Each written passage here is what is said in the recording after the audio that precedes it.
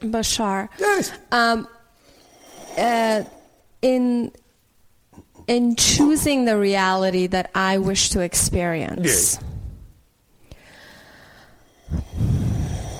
do I have to be realistic? Define realistic.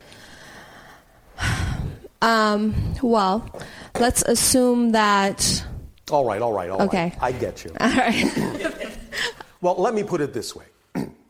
Realistic is simply taking an objective appraisal of the reality you decided to do the exploration in. Yes. All right? So, is it, shall we say, realistic that suddenly you could say, well, I imagine that I'm going to be 8 feet tall, blue, and have 20 arms? Yes, you could do that. Yes, it's possible. But is it a realistic assessment of what you actually came here to explore? Probably not.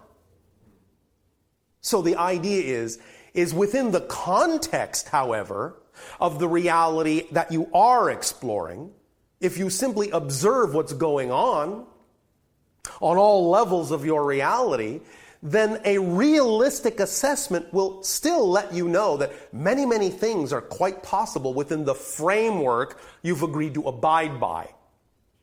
Correct. Now, again, it doesn't mean that there aren't people on your planet who can actually transform themselves that extremely. They're called shamans, wizards, masters. You can do that. The point is it realistic based on the theme you chose to explore? Realistic really just translates into, is it necessary?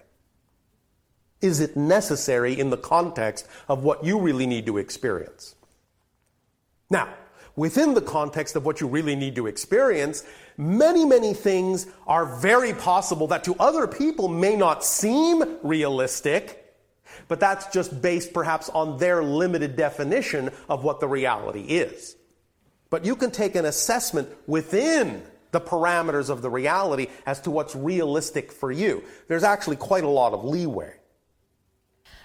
If I may have a specific example about this. Specific examples always help us deliver information that then can be specifically applied to your specific life. In the past, in the recent past, I have been exposed to a potential possibility of interference. May I stop you for a moment? Yes. Why are you describing this so hesitantly? Because I'm not clear about it. There's hesitance in the information that I am contemplating. All right. But fundamentally, what is the concept? The concept being that there's darkness at work. Darkness at work. Correct. Ooh, that sounds so ominous. It does, and it's not comforting. All right. Then why buy into it? I'm not buying into it. I'm exploring it. You're the one that it. mentioned it. Yes. No. So going back to my original question, yes. Even assuming that that is a possibility in the realm of existence, yes. How does it affect you? I need not explore it in my realm of reality if I choose not to, and that will be my reality. Is that correct? In a sense, yes. Even exploring it may be a term that means different things. You don't have to experience negative results even from the exploration of negativity. Because remember, becoming more is the process of integrating, not excluding. Okay. It's the process of giving validity to the negative aspects within yourself, but not choosing them. It's not denying them. It's not pushing them away. It's not cutting them out. It's not excluding them. It's actually embracing them, including them, but then when everything is an equal choice, not choosing them. That's the difference. Because all that is, obviously, embraces everything. Dark and light. Positive and negative. So the idea is that when you can recognize that you contain as much negative potential as positive potential, but that's okay, that the negative potential doesn't have any more ability to push itself on you than the positive side does, that they're just equal choices, then when everything is equal and balanced, then you can acknowledge, yes, I have all this darkness within me. Yes, I have all the potential to choose all these negative things. Is that what I prefer? No. But is it equally valid as a choice? Yes.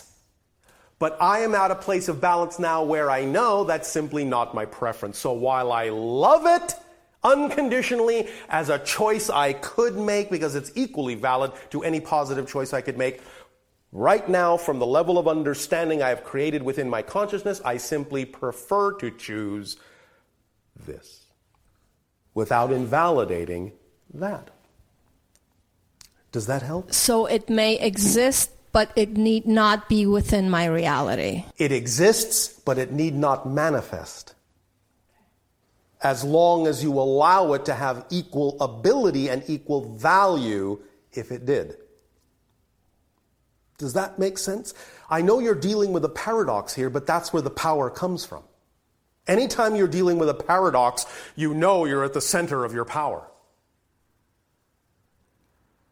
Darkness must be allowed to be equal to light in order for you to choose the light. So there need be an recognition of the potential of darkness. An acknowledgement and an allowance. Because if you're not acknowledging and allowing that, how can reality acknowledge and allow you? Thank you. Make sense? Very well. It's just a reflection. Thank you. Thank you.